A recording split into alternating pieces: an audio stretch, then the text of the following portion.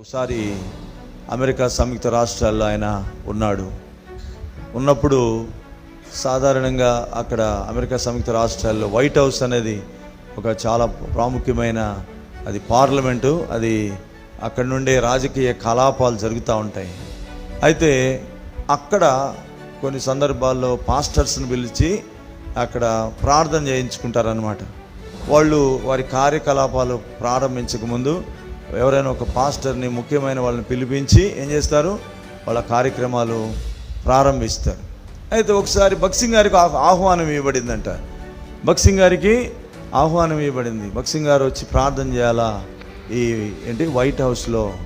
అంటే నిజంగా ఈ రోజుల్లో ఏ పాస్టర్లు అయినా కూడా ఆహ్వానం వస్తే వాళ్ళు ఏమని భావిస్తారు, ఇది చాలా గొప్ప ఆధిక్యత, ఎంత గొప్ప ఆహ్వానం అని మురిసిపోయి సంతోషించి వెళ్ళిపోతారు. అయితే అంత గొప్ప ఆహ్వానం వచ్చిన భక్సింగ్ గారు ఏం చేసినాడు, ప్రార్థన చేశాడు. ప్రభువా, మరి వాళ్ళు అడుగుతున్నారు కానీ నువ్వు చెప్తే నేను వెళ్తాను, లేకపోతే నేను మానేస్తాను. నువ్వు చెప్తే నేను వెళ్తాను, నేను మానేస్తాను అన్నాడు. ప్రార్థన చేస్తూ ఉన్నాడు. 2 రోజులు అయింది, 3వ రోజులు అయిపోయింది. ఇప్పుడు అక్కడ ఉన్న సహోదరుడు అడిగినాడంట, బ్రదర్ ఇట్లా వాళ్ళు వైట్ హౌస్ నుంచి మనకు ఆహ్వానం వచ్చింది కదా, మీరేం చెప్తారంటే భక్సింగ్ గారు అన్నాడంట, దేవుడు వెళ్ళొద్దన్నాడు అని అన్నాడంట. దేవుడు నాతో వెళ్ళొద్దన్నాడు.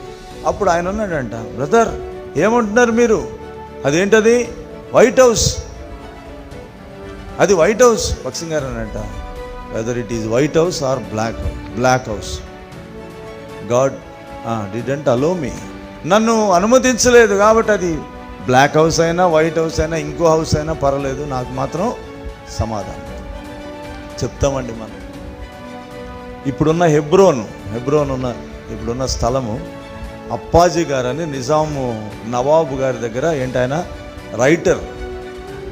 రైటర్. ఆయనకు దేవుడు భారం ఇచ్చినాడు, రక్షణ పొందాడు. ఆయన కూడా ఆయనకు దేవుడు భారం ఇచ్చాడు.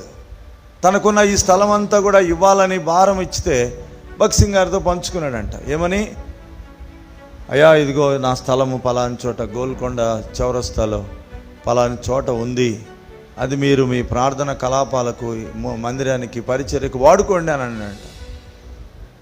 అనగానే భక్సింగ్ గారు మురిసిపోయి తీసుకోలేదు. కానీ ఏం చేశాడు, మళ్ళా వెళ్ళి దేవుని అడిగాడు, ప్రార్థన చేశాడు, కనిపెట్టాడు. ప్రభు ఎస్ అన్న తర్వాతనే అవును తీసుకో అంటేనే తీసుకున్నాడు. కాబట్టి అంతగా దేవుని చిత్తం చేయడానికి తన జీవితాన్ని అప్పగించుకున్నాడు. అందుకే ఆయన గొప్ప దైవజనుడిగా మన దేశంలో వాడబడుతూ వచ్చింది.